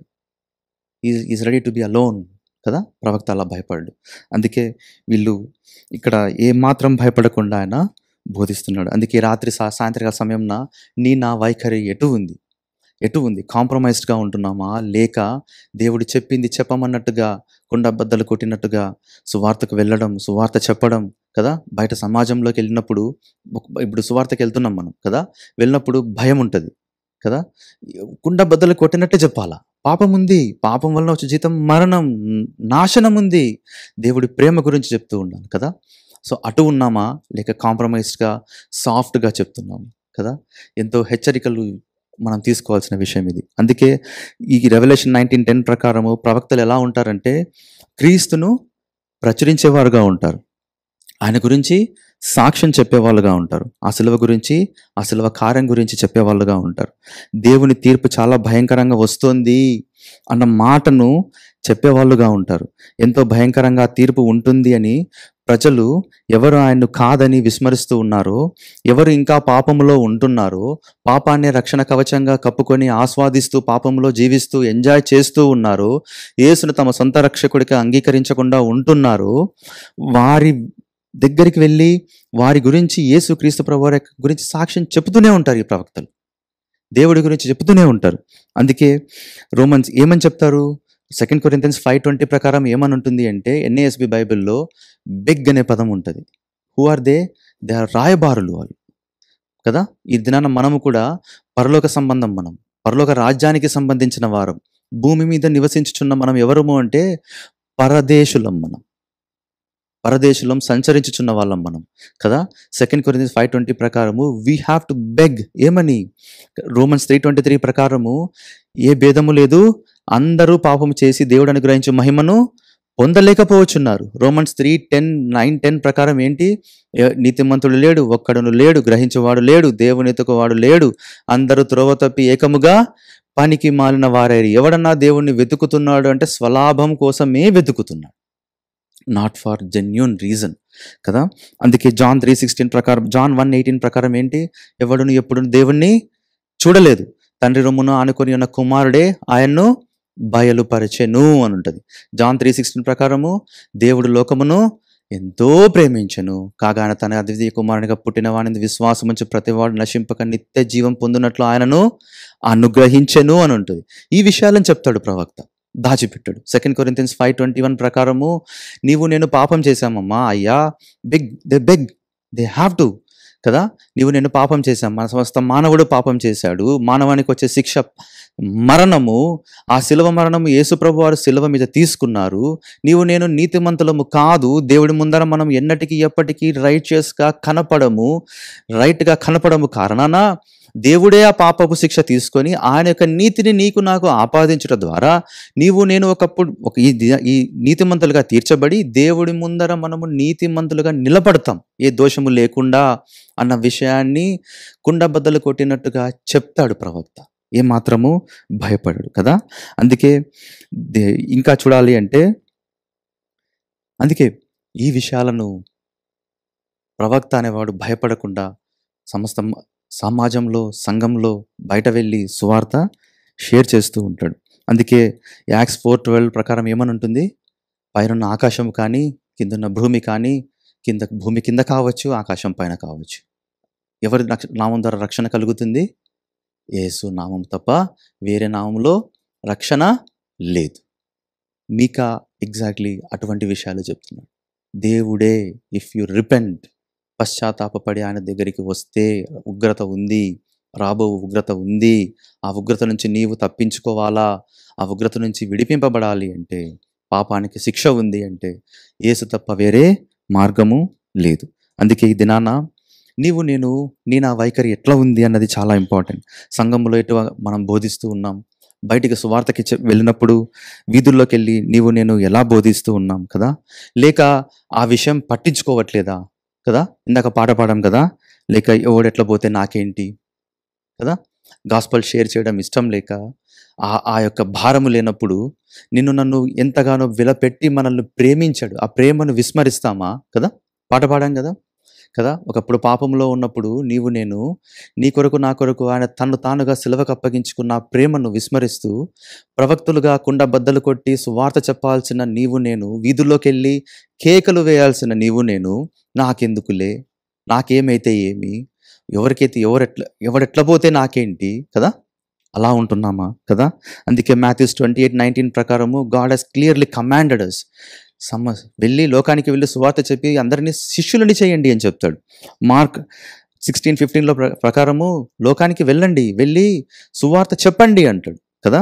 ఈవెన్ యాక్ట్స్ 10:42 ప్రకారము అక్కడ శిష్యులు అంటారు, గాడ్ హాస్ కమాండెడ్ us, మాకు చెప్పాడు దేవుడు ఏమని, లోకానికి వెళ్ళి సువార్త చెప్పండి. It's a command, not a suggestion. Matthew 28:19, Mark Gospel, Mark 16:15, Acts 10:42. It's not a suggestions. అవి సజెషన్స్ కాదవి, కమాండ్. God has commanded. రక్షింపబడిన నేను మన యొక్క వైఖరి ఏంటి ఈ విషయంలో? ఒక ప్రాఫిట్గా మీకా దగ్గర మనం నేర్చుకుంటున్న వైఖరి ఏంటి? కాంప్రమైజ్డ్గా వేరే ప్రాఫిట్స్ లాగా నాకెందుకులే, నేనెందుకు చెప్పాలా సువార్త, అంతా బాగానే ఉంది కదా, నేను బాగున్నాను కదా అన్న విధంగా కాకుండా మీకా లాగా ఉగ్రత ఉంది, నాశనం రాబోతుంది, ఏ మానవుడైనా యేసుక్రీస్తు ప్రభు రక్తంలో కడగబడకుండా మానవుడు దేవుడితో సంధి చేయబడలేడు. రోమన్స్ 5:1 ప్రకారము నేను చెప్తున్నామా, నాకెందుకులే, నాకు అవసరం లేదు కదా అన్న వైఖరి ఉందా? ఉంటే దేవుడు హెచ్చరిస్తున్నాడు మనకు. రక్షింపబడిన నేను ఎంతో నేర్చుకోవాల్సిన విషయాలు పాత నిబంధనల నుంచి. అందుకే ఈ విషయాన్ని చూసినప్పుడు ఈ గాస్పల్ని ఏమంటారంటే గ్లోరియస్ గాస్పల్. ఈ గాస్పల్ మొదట ఎక్కడి నుంచి వచ్చిందంటే ఆకాశం పైనుంచి సువార్త ఇక్కడి నుంచి రాలేదు, ఇక్కడి నుంచి క్రియేట్ చేయబడలేదు, పరలోకం నుంచి వచ్చింది గాస్పల్. దేవదూతలు చెప్పారు ఫస్ట్, రక్షకుడు మీ కొరకు పుట్టి ఉన్నాడు కదా, పరలోకం నుంచి వచ్చిన గాస్పల్. అందుకే ప్రవక్తలుగా ఇంకా బాగా చూస్తే మన వైఖరి ఎట్లా ఉండాలంటే, బోధించే వాళ్ళు కావచ్చు సంఘంలో కానీ, ప్రవక్తలుగా బోధించేవాళ్ళు, సువార్తకెళ్ళి చెప్పేవాళ్ళు, సంఘానికి కావచ్చు, బయట లోకంలో సువార్త చెప్పేటప్పుడు కావచ్చు, మానవుణ్ణి మనం చూసినప్పుడు రక్షణ లేని వారిని, వారి యొక్క హృదయ అక్కర తెలియక దే ఆర్ ఇన్ రెస్ట్లెస్నెస్, పాప భారముతో ఉంటారు. ఆ పాప భారములోకి నేను ప్రవక్తలుగా చొచ్చుకొని పోవాలా, ఆ అక్కరలోకి, ఆ హృదయ అక్కరలోకి చొచ్చుకొని పోవాలా. సంఘానికి కూడా వస్తారు తెలియక. ఇప్పుడు సంఘానికి కూడా అదే పాప భారంతో ఉన్నప్పుడు, ఆ రెస్ట్లెస్నెస్తో దేవుడు కొంతమంది తీసుకొని వస్తాడు దేవుని మందిరానికి.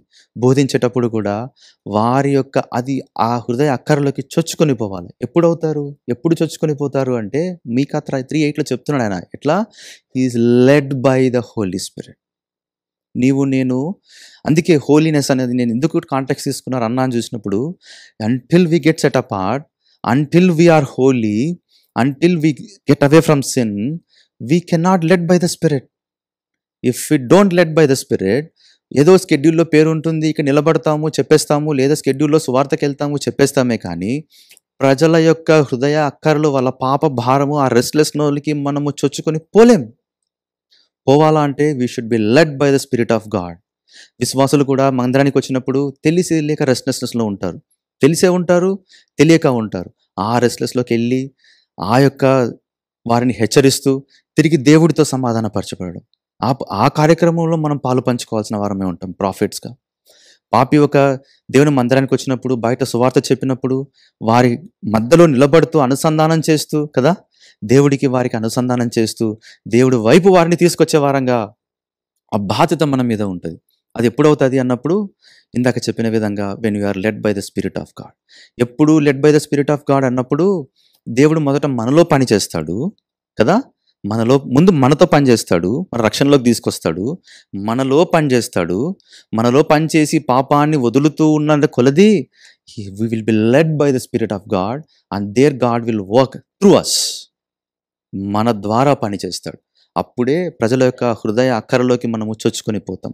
ఇంకొక మాట చెప్పాలి అంటే, ఇంకొక మాటలో ఎట్లా ఉంటుందంటే, ఈవెన్ సండేస్ మనము విశ్వాసులు చర్చ్కి వస్తాం. ఇక్కడ నుంచి బయలుదేరేటప్పుడు ఎట్లా ప్రిపేర్ చేసి పంపాలి అన్నది చాలా ఇంపార్టెంట్. అది ప్రవక్తలుగా బోధించే వాళ్ళుగా అది చాలా ఇంపార్టెంట్. ఎందుకు అంటే బయటికి వెళ్ళినప్పుడు లోకం ఉంటుంది, శరీరము, అపవాది. There is a huge fight. ఎట్లా ప్రిపేర్ చేయాలా అంటే వాక్యం అనే ఢాలు, ఎంకరేజ్మెంట్. వాక్యం అనే ఢాలు ఉందయ్యా నీకు అమ్మా, వాక్యం అనే ఖడ్గం, విశ్వాసం అనే ఢాలు కదా. ఇంకేముంది? రక్షణ అనే శిరస్సానం. ఇంకా చాలా ఉన్నాయి. ఇది రక్షణ శిరస్సానం ఎందుకు? వాక్యం కదా. ఎందుకు రక్షణ శిరస్సానం? 2 Corinthians 11:3 ప్రకారము అపవాది ఎక్కడ అటాక్ చేస్తాడు?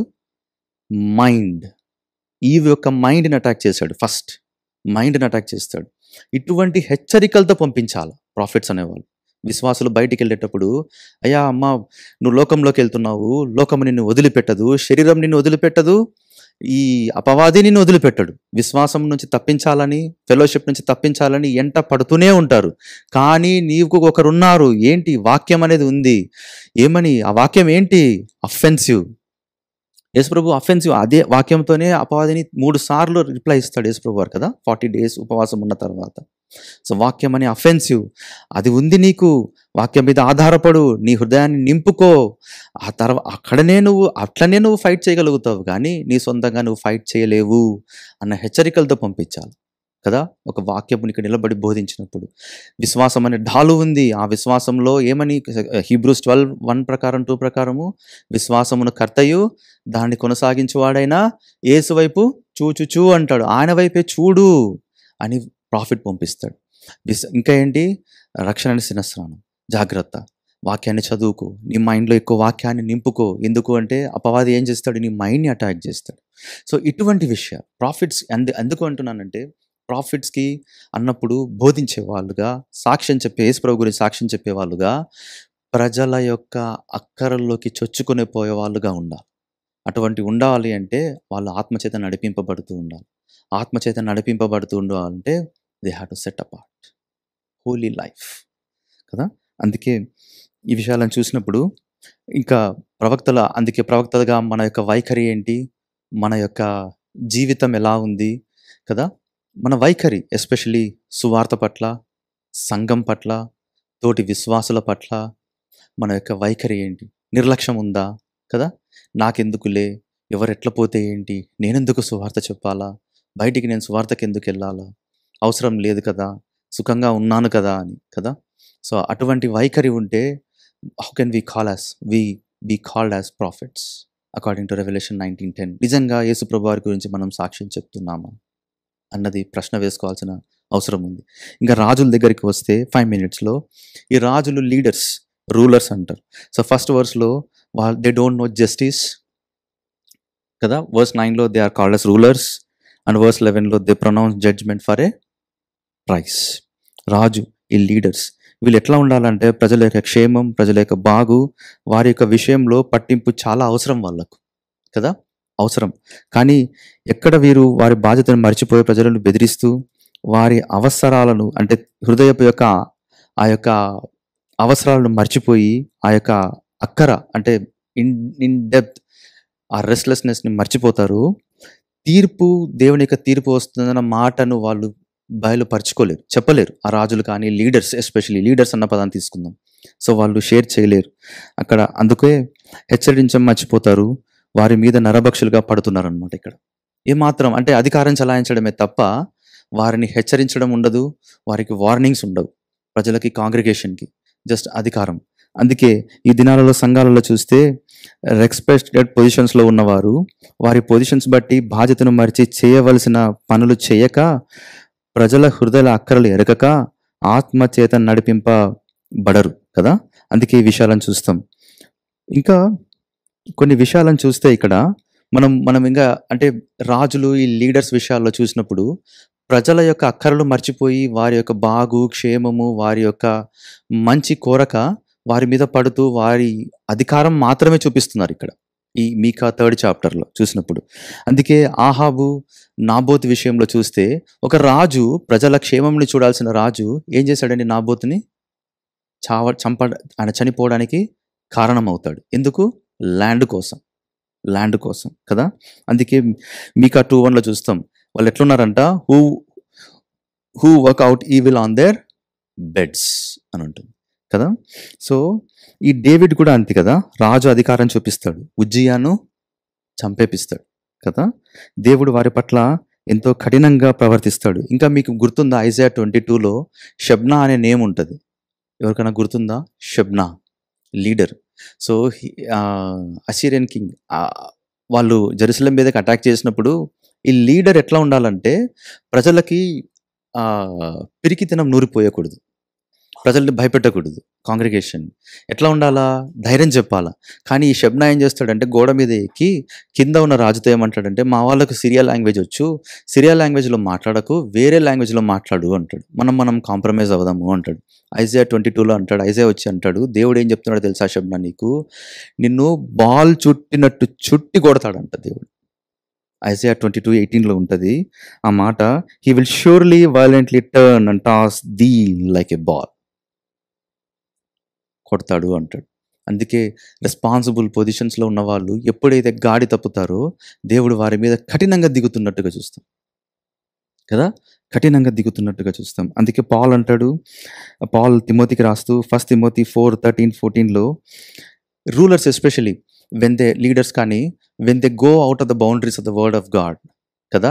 ఎందుకు అంటే ఈ మాట ఎందుకు అంటానంటే, రాజులు అన్నప్పుడు, రూలర్స్ అన్నప్పుడు డిట్రానమీ 17లో 17th chapterలో వన్స్ ఒకరు రాజుగా ఎంచబడితే, రాజుగా వస్తే, వాళ్ళు రాజు అయినప్పుడు వాళ్ళు చేయాల్సిన ఫస్ట్ కార్యం ఏంటి తెలుసా? వాళ్ళు వాళ్ళ ఓన్ కాపీని లేవియల దగ్గర నుంచి ఫస్ట్ పరిశుద్ధ గ్రంథాన్ని తెచ్చుకొని they have to right their own copy. మొదటి 5 గ్రంథాలు రాసుకొని దాన్ని ధ్యానిస్తూ ఆ బౌండరీలో మాత్రమే వాళ్ళు ఉండాలి.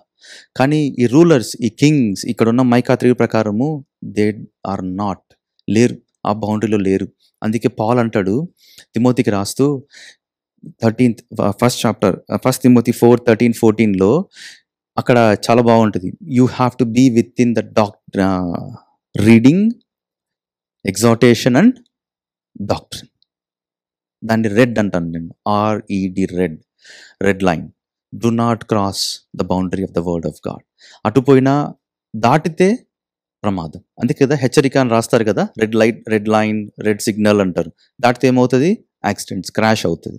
సో పాల్ రాస్తాడు ఆయనకి అంటే be in the reading, exhortation and doctrine. అందుకే మీకా రాజులు ఎట్లా ఉన్నారు అంటే you have to be within the boundaries of the word of God. ఈ డేవిడ్ ఎంత బాగా అంటాడంటే మీకా 2:1 ప్రకారము kings, rulers when they are on the bed they are thinking ఎవరిని ఎలా కొట్టాలా, ఎవరి దగ్గర ఏం చేయాలా అని ఆలోచిస్తున్నారు మీకా 2:1 ప్రకారం. డేవిడ్ చాలా మంచి మాట అంటాడు. 63rd చాప్టర్ సామ్స్ 6-8లో బెడ్ మీద ఉన్నప్పుడు అంట ఆయన దేవుణ్ణి ధ్యానిస్తాడంట. పరిశుద్ధ గ్రంథాన్ని మెడిటేట్ చేస్తాడంట, ఆయన ధ్యానిస్తాడంట కదా. బెడ్ మీదకు పోయినప్పుడు మనకు వచ్చే విపరీతమైన ఆలోచనలు, ఎవరిని ఏం చేయాలా, ఎవరితో ఎట్లా చేయాలా అన్నది ఉంటుంది. కానీ దేవుడు హెచ్చరించేది ఏంటి అంటే, డేవిడ్ లైఫ్లో కూడా రాజులు ఎస్పెషల్లీ డేవిడ్ దగ్గర నుంచి కూడా నేర్చుకోవాల్సిన విషయం, అవర్ వైఖరి అట్లా ఉండాలి. అప్పుడే when will be in the boundaries of the word of God ఉన్నప్పుడే, లీడర్స్ ఎస్పెషల్లీ ఆ బౌండరీస్లో ఉన్నప్పుడే సమాజం యొక్క బాగు క్షేమమును, ఆ సంఘము, ఆ కాంగ్రిగేషన్ యొక్క బాగును చూస్తారు, వాళ్ళు నడిపించగలుగుతారు. నడిపించలేనప్పుడు మీకా 3 ప్రకారము ఎంతో డిస్ట్రక్షన్లోకి వైపు నడిపించేవారుగా ఉంటారు కదా. అందుకే పౌల్ రాస్తాడు ఎవరికి, ఎఫెసీ చర్చ్ లీడర్స్కి, యాక్ట్స్ 20:17-28 20th చాప్టర్ 17-28 వర్సెస్లో కన్స్ట్రైంట్ అంటాడు. అంటే ఒకసారి చదువుదామా అక్కడ, acts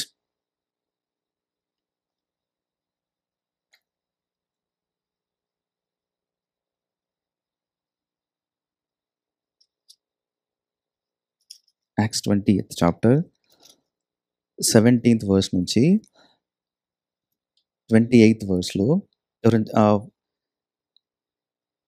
from Miletus he sent to Ephesus and called to him the elders of the church, and when they had come to him, he said to them, you yourselves know from the first day that I set foot in Asia, how I was with you the whole time, serving the Lord with all humility and with tears and with trials, which came upon me through the plots of the Jews, how I did not shrink from declaring to you anything that was profitable, and teaching you publicly and from house to house, solemnly testifying to both Jews and Greeks of repentance toward God and faith in our Lord Jesus Christ. And now behold, bound by the Spirit, I am on my way to Jerusalem, not knowing what will happen to me there, except that the Holy Spirit solemnly testifies to me in every city, saying that bonds and afflictions await me. But I do not consider my life of any account as dear to myself, so that I may finish my course and the ministry which I received from the Lord Jesus, to testify solemnly of the gospel of the grace of God. ఇవన్నీ రాస్తూ లాస్ట్లో అంటారు 28th వర్స్లో వచ్చేసరికి ఏమంటారంటే, be on God for yourself and for all the flock, among which the Holy Spirit has made you overseers to shepherd the church of God, which he purchased with his own blood. God yourself and God. అందుకే సంఘానికి కావాల్సింది talented leaders కాదు, సంఘానికి కావలసింది పలుకుబడి ఉన్న leaders కాదు, సంఘానికి కావాల్సింది అధికారం చలాయించే లీడర్స్ కాదు. అకార్డింగ్ టు మైకా 3 ప్రకారం కావలసింది యాక్ట్స్ 20th చాప్టర్ల ప్రకారము మోకాళ్ళ మీద పడి ప్రార్థనలో నడిచే లీడర్స్ కదా, ఆత్మచేత నడిపింపబడే లీడర్స్ కావాలి. ఇటువంటి leaders who depend upon talent కదా, ఈ టాలెంట్ మీద, పలుకుబడి మీద, స్ట్రెంగ్త్ మీద. ఒక విషయం మనకు బాగా తెలుసు ఏంటి అంటే, సాటన్ యొక్క ఆ యొక్క అగ్ని బాణాలు ఎవరికి ఫస్ట్ తగులుతాయి తెలుసా? లీడర్స్. ఫస్ట్ వాళ్ళకే తగులుతాయి. ఎందుకు అంటే 1 Chronicles 21 ప్రకారము సాటన్ ఒక్కసారిగా లేస్తాడు, లేచి డేవిడ్ని పురికొల్పుతాడు. ఏమని? సెన్సస్ చేయమని చెప్పి, సెన్సస్ చేయమని, ప్రజలను లెక్క పెట్టమని చెప్తాడు. చెప్పినప్పుడు కదా సాటన్ పురికొల్పుతాడు. పురికొల్పినప్పుడు ఆ విషయాన్ని బాగా మనం బాగా చూస్తే దేవుడే అనుమతిస్తాడు యాక్చువల్గా సాటన్ని. ఎందుకు అంటే డేవిడ్లో దాగి ఉన్న ఆ గర్వాన్ని విరగ్గొట్టడానికి, అంటే ఆ యొక్క ప్రైడ్, ఆ సెల్ఫ్ డిపెండెన్సీని విరగ్గొట్టడానికి కదా. సాటన్ యొక్క అగ్నిబాణాలు మొట్టమొదటిగా తగిలేది లీడర్స్కే కదా. అందుకే చాలా జాగ్రత్తగా ఉండాల్సిన వాళ్ళు, చాలా. ఈ మీకా 3 ప్రకారము they are suppose to be very careful కదా. ఎందుకు అంటే హోల్ కాంగ్రిగేషన్, హోల్ సమాజము, ఆ జాతి వారి వైపు చూస్తూ ఉంటుంది. వారు నడిపించే విధానంలో కదా ఎంతో ఓపికగా వాళ్ళు చూస్తూ ఉంటారు. అందుకే ఇటువంటి leaders who depend upon they strength, who depend upon they talent, పలుకుబడి మీద, స్ట్రెంగ్త్ మీద, ప్రిఫరెన్సెస్ మీద, when they think about those things, they will never think about next generation. ఇది చాలా ఇంపార్టెంట్. నెక్స్ట్ జనరేషన్ని పట్టించుకోరు వాళ్ళు. వాళ్ళకు వాళ్ళుగానే వెళ్ళిపోతారు. That's what they were doing in Micah 3. వచ్చే నెక్స్ట్ జనరేషన్ని పట్టించుకోవట్లేదు వాళ్ళు. సమూల నాశనం అయినా వాళ్ళకు ఓకే. వాళ్ళ పట్టింపు, వాళ్ళకున్న కోరికలు, వాళ్ళకున్న ఆ ఆశలు నెరవేర్చుకోవడానికే చూస్తున్నారు మీకా 3లో. నెక్స్ట్ జనరేషన్ వాళ్ళకి అనవసరం కదా. బట్ డేవిడ్ దగ్గరికి వచ్చేసరికి ఎప్పుడైతే ఫస్ట్ క్రానికల్స్ 21లో పాఠం నేర్చుకున్నాడో, ఫస్ట్ క్రానికల్స్ 29లోకి వచ్చేసరికి ఎంత మంచి పాఠం నేర్చుకున్నాడంటే 29లో అంటాడు, ఈ పని బహు గొప్పది అంటాడు. ఎందుకు? 21లోనేమో తన ప్రైడ్ని చూయించాడు. 29లోకి వచ్చేసరికి దేవుడు అంటాడు, డేవిడ్ అంటాడు, ఆపేస్తున్నాను. డేవిడ్ అంటాడు, ఏమంటాడంటే నేను మందిరాన్ని కట్టిస్తా అంటాడు. దేవుడు అంటాడు వద్దు అంటాడు. వద్దు అన్నప్పుడు డేవిడ్కి ఎంత కోపం రావాలి తెలుసా? ఇన్ని సంవత్సరాలు నేను సర్వ్ చేశాను కదా, నన్ను మందిరం కట్టద్దంటాడా కదా, అంటాడా అని చెప్పి సైలెంట్ అయిపోవాలా. కానీ ఏం చేశాడండి డేవిడ్? తన ఆల్రెడీ ఫస్ట్ క్రానికల్స్ 21 ప్రకారము అవన్నీ తెగిపోయినాయి కారణ, ఆ గర్వము అవన్నీ పక్కకి వెళ్ళిపోయిన కారణాన ఈ పని బహు గొప్పది దేవుని పని. ఏం చేస్తాడు? తన దగ్గరున్న మనుషులందరినీ పంపించి, దేవుడు సొలొమోన్ని ఎంచుకున్నాడయ్యా, నా దగ్గరున్న వాళ్ళందరినీ మీరందరూ పోయి సొలొమోన్కి సహాయం చేయండి. తన దగ్గరున్న వస్తువులన్నీ ఇస్తాడు. కానీ ఇప్పుడున్న ట్రెండ్లో ఏంటి? ఎవరినైనా లీడర్ని నువ్వు ఈ పని చెయ్యొద్దు అన్నారనుకోండి, ఏం చేస్తారు? తన ఫ్రెండ్స్ని పక్కకి తీసుకెళ్ళిపోదు. అంటే మందిరంలో పనులు చేయడానికి అన్ని అంటే జనరల్ వర్క్స్ ఏది చేయడానికి వాళ్ళ యొక్క అంటే ఒక వ్యక్తిని పక్కన అంటే ఆ లీడర్ని కానీ ఎవరన్నా కానీ పక్కన పెట్టినప్పుడు ఆ లీడర్కి చుట్టుపక్కల ఉన్న మంచి ఫ్రెండ్స్ని ఆ మందిరం యొక్క పనుల్లో పాలు పంచుకోకుండా ఆపేస్తారు కదా, ఆపేస్తారు, చేయొద్దు అని చెప్తారు. ఎందుకు? లీడర్ హర్ట్ అయ్యాడు కాబట్టి. కానీ డేవిడ్ అలా చేయట్లేదు. డేవిడ్ ఏమంటున్నాడు కదా, ఏమంటున్నాడు డేవిడ్? నా దగ్గర ఉన్న మనుషులంతా మీరంతా పోండి, పోయి సొలొమోన్కి సహాయం చేయండి, నా దగ్గర ఉన్న వస్తువులన్నీ అరేంజ్ చేస్తాడు. That is the quality of the leader. He will never interrupt God's work. దేవుడి పనిలో ఏం మాత్రము అడ్డుపడడు. ఎందుకు? ఈ పని బహు గొప్పదయా, దేవుని పని అంటాడు. అందుకే దే విల్ నెవర్ స్టాప్. సహకరిస్తారు. పట్టింపులు, పౌరుషాలు, కక్ష, ఈగోలు ఉండవు. అటువంటివి ఉంటే నెక్స్ట్ జనరేషన్ని వాళ్ళు ప్రిపేర్ చేయలేరు. నెక్స్ట్ జనరేషన్ యొక్క ఆలోచన తలంపు వాళ్ళకు ఉండదు. ఎందుకు అంటే ఇప్పుడు మనం ఇక్కడ ఉన్నాం అమెరికాలో, పక్కన చూస్తే సొసైటీని మనం దీర్ఘంగా చూస్తే నెక్స్ట్ జనరేషన్ కనపడట్లేదు. కొన్ని చర్చెస్ మూతపడిపోతున్నాయి. ఎందుకు? No next generation. ఎందుకు? Their leaders are not proper. If their leaders are strong enough కదా, ఓపెన్గా చెప్పుకోవాలంటే లీడర్స్ స్ట్రాంగ్గా ఉంటే నెక్స్ట్ జనరేషన్ని బిల్డ్ చేయగలుగుతారు. నెక్స్ట్ జనరేషన్ని బిల్డ్ చేయలేకనే కదా ఈ దినాన లోపల బయట అమెరికాలో సంఘాలన్నీ మూతపడుతున్నాయి. If they build the next generation, అందుకే లీడర్స్ కావచ్చు, బోధించే ప్రవక్తలు కావచ్చు, ఎప్పుడైతే ప్రజల యొక్క అక్కర్లోకి చొచ్చుకొని పోతారో రాబో తరాలకి సమాజాన్ని ప్రిపేర్ చేయగలుగుతారు. మన పిల్లలు ఉన్నారు ఇప్పుడు ఇక్కడ, రేపొద్దున వాళ్ళు ఇక్కడే ఉంటారన్న గ్యారంటీ ఉండదు. రేపొద్దున వేరే స్టేట్కి పోవచ్చు, వేరే కంట్రీకి దేవుడు తీసుకెళ్ళొచ్చు. ఇక్కడి నుంచి వాళ్ళు ప్రిపేర్ అయ్యి వెళ్తేనే కదా రేపొద్దున అక్కడ పోయి అక్కడ ఒక సమాజాన్ని స్టార్ట్ చేసి అక్కడ వాళ్ళు సాక్ష్యంగా నిలబడి అక్కడ యేసుప్రభుకు సాక్ష్యంగా ఉంటే అక్కడ కూడా సాక్ష్యం చెప్పి సువార్త చెప్పి ఎంతోమందిని దేవుడి వైపుకి తీసుకురాగలుగుతారు కదా. అందుకే స్థానికంగా ఉన్నప్పుడు ఆ సంఘాలలో లీడర్స్ సరిగా లేనప్పుడు ఆ చుట్టుపక్కల సమాజము కూడా దెబ్బతింటది. సంఘం ఎక్కడైతే సంఘం ఉంటుందో ఆ సంఘంలో లీడర్స్ సరిగా లేనప్పుడు ఆ సహవాసం యొక్క స్థితి అలాగే ఉంటుంది. ఆ చుట్టుపక్కల ఉన్న సమాజం, కమ్యూనిటీ కూడా అలాగే ఉంటుంది, పడిపోయే స్థితిలో ఉంటుంది. అందుకే బోధించే వాళ్ళు, ప్రవక్తలు కావచ్చు. అందుకే ఈ దినాన నీకు నాకు చాలా బాధ్యత ఉంది కదా. ఈ దినాన నీకు నా మీద దేవుడు బాధ్యత ఉంచాడు. సమాజంగా వెళ్ళి, సంఘముగా వెళ్ళి మనము సువార్త చెప్పవలసిన వాళ్ళమే ఉంటున్నాం. లోకానికి ఎంతో అవసరం, అక్కర ఉంది. వారి హృదయ అక్కర చాలా ఉంది. ఎందుకంటే they are heading towards destruction. నాశనం వైపు దే ఆర్ వెళ్తూ ఉన్నారు. వాళ్ళకు వెలుగు లేదు, చీకట్లో ఉన్నారు కదా. ఈ దినాన నీవు నాకెందుకు నాకు అవసరం లేదు అన్న విధంగా నాకు వైఖరి ఉంటే వాళ్ళకి ఎవరు చెప్తారు? రోమన్స్ 3 ప్రకారము 13:10 అనుకుంటాను, నీవు నేను వెళ్ళకపోతే వాళ్ళకి ఎవరు చెప్తారు అంటున్నాడు దేవుడు. ఎవరు చెప్తారు? నీవు నేను వెళ్ళకపోతే ఎవరు చెప్తారు అంటున్నాడు. అందుకే ఇట్స్ అ హై కాల్. దేవుడిచ్చేది కాల్ అది.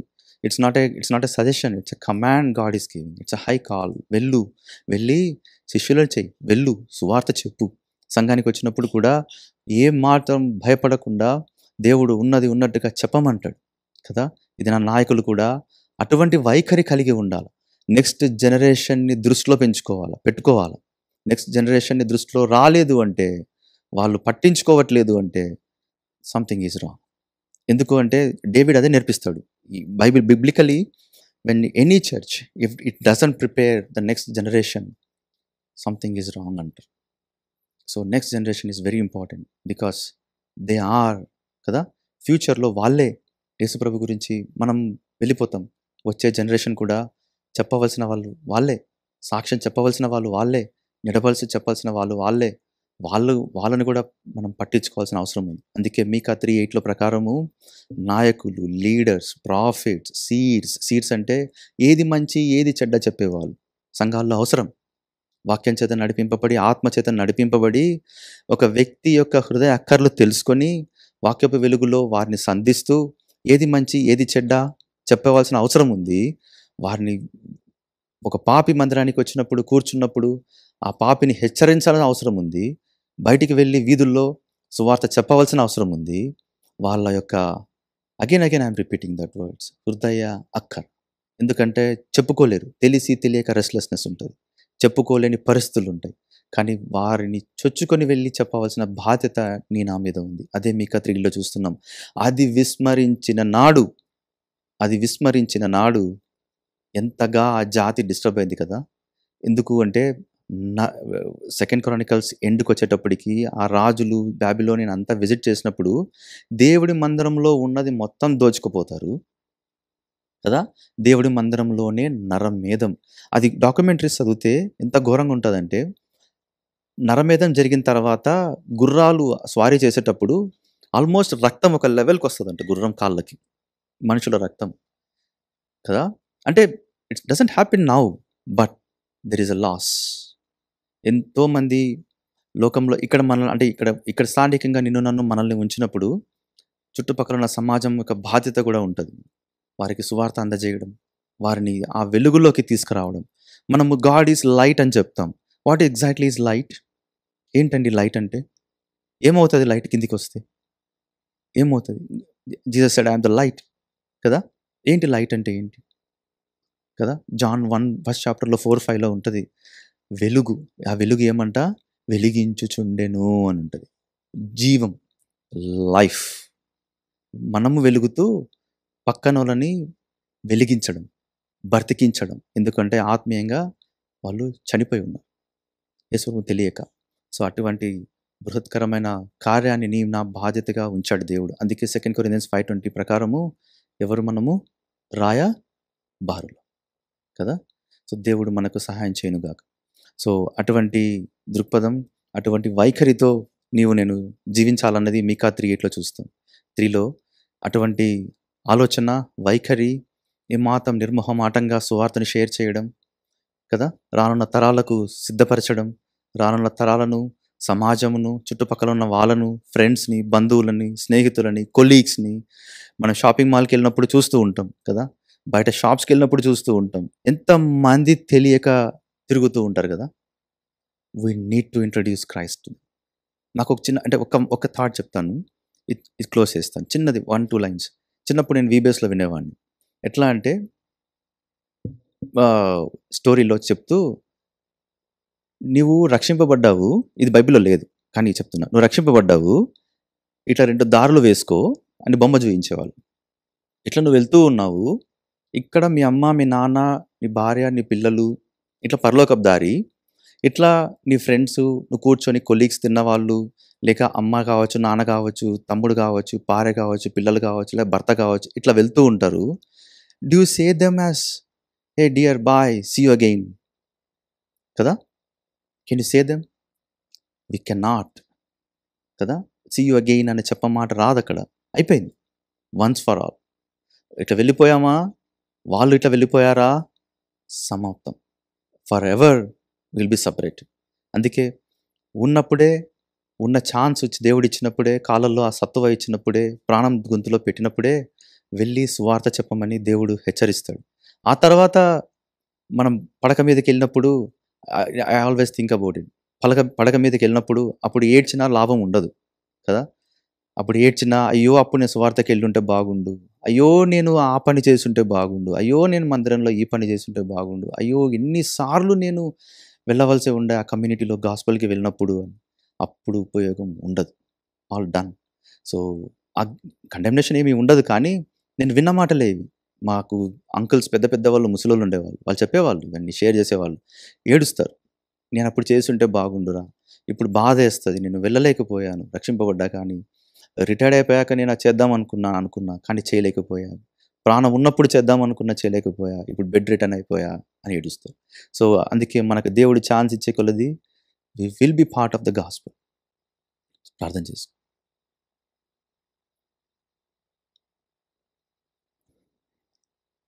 సర్వశక్తి కృప కలిగిన నా తండ్రి, దయగల దేవ, ప్రేమ కలిగిన నా ప్రభువా, మీ ప్రియకుమారుడు నా మా రక్షకుడైనటువంటి యేసుక్రీస్తు ప్రభువారి నామం బట్టి నీ పాదములకు వందనాలు.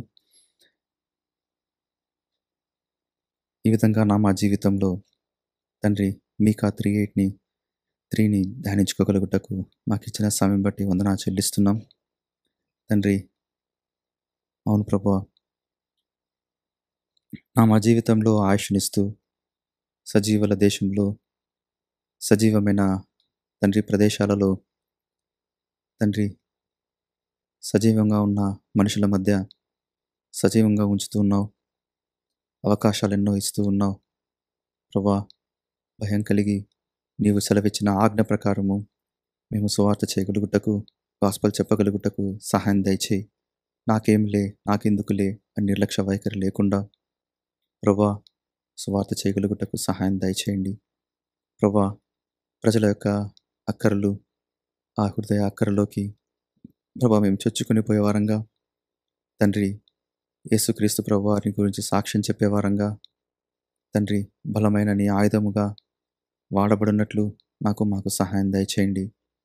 ప్రభా, ముఖ్యంగా నా యొక్క స్వభావం మానవుడిగా తండ్రి పాపాన్ని తండ్రి కంప్లీట్‌గా హేట్ చేసే స్వభావం కాదు. కానీ నీ పాదముల యొద్ద ఈ రాత్రి కాల సమయంన అందరము పడుతుండగా మమ్మల్ని జ్ఞాపకం చేసుకొని తండ్రి పాపాన్ని విడిచిపెట్టి తండ్రి నీతిని తండ్రి ప్రేమిస్తూ, నిన్ను ప్రేమిస్తూ ప్రభా నీ యొక్క సువార్తను ప్రభా నీ వాక్యాన్ని ప్రచురపరిచే వరంగా మేము ఉన్నది ఉన్నట్టుగా చెప్పగలిగే వారంగా ఉండగలుగుటకు సహాయం దయచేయండి. ప్రభా, ఇంతవరకు చేసిన సహాయం బట్టి నీ పాదములకు వందనాలు. ముఖ్యంగా రానున్న తరాలకు మాదిరికరంగా మేము ఉండునట్లు తండ్రి, రానున్న తరాలను ప్రిపేర్ చేయగలుగుటకు మాకు సహాయం దయచేయండి. స్థానిక సంఘపు లీడర్స్ని జ్ఞాపకం చేసుకునండి తండ్రి. వారిని నీ ప్రభా నీ యొక్క ఆత్మచేత బలపరుస్తూ, సిద్ధపరుస్తూ తండ్రి వారిని నడిపించండి. వారికి కావాల్సిన మాటలు, వారికి కావాల్సిన ఆలోచన తండ్రి, వారికి కావాల్సిన సమస్తమైన తండ్రి విఘ్నత సమస్తమును పరమ నుంచి వచ్చినదై వారు నడిపింపగలుగుటకు సహాయం దయచేయండి ప్రభా. ఎందుకంటే ప్రభా, రాజులు, అధికారులు చదివే విధంగా ప్రాఫిట్స్ తండ్రి, రూలర్స్ తండ్రి, వారు ఎప్పుడైతే గాడి తప్పుతారో సమస్త జాతి యొక్క విపత్తుకు కారణమవుతున్నారు.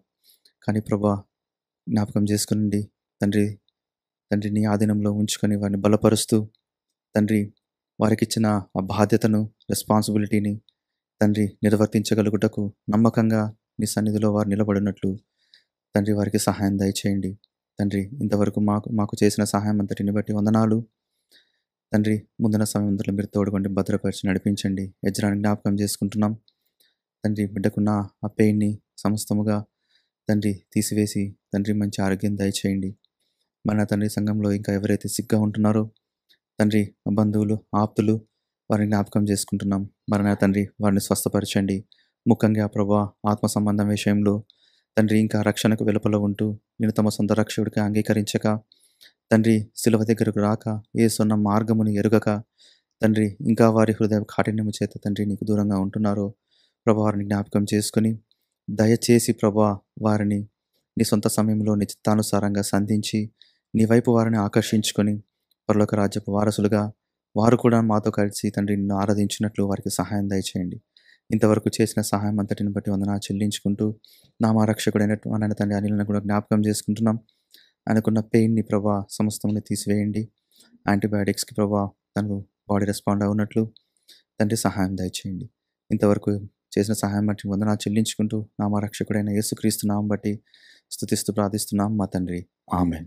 మన తండ్రి అయిన దేవుని ప్రేమ, ప్రభువైన యేసుక్రీస్తు కృప, పరిశుద్ధాత్మ దేవుని యొక్క సహవాసం చేరువచ్చిన మనందరికీ యేసుక్రీస్తున్న ప్రతి వారికి సదాకాలం తోడేండును గాక. ఆమేన్.